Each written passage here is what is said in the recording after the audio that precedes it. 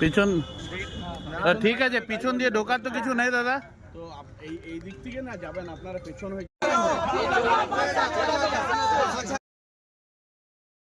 পিছন ঠিক আছে, পিছন দিয়ে ঢোকার তো কিছু নেই দাদা। তো এই দিক থেকে না যাবেন, আপনারা পেছন হয়ে যাচ্ছেন বলুন। আমি যাইনি, তুমি একাই ছিল, ফাঁকা যাইতে ছিল না। আমরা সব গেলাম না, এখনই একটু আগেই তো গেলাম। এদিকে আপনারা জানেন, আপনার পিছন দিকে গেট হয়ে ঢুকেছিলেন। পিছন দিকে দিয়ে ঢুকছেন কেন? ঢুকেছি হ্যাঁ, আমি নিজে এটা তারা কোন গাড়ি? এটা দেখুন, এটা কি গাড়ি?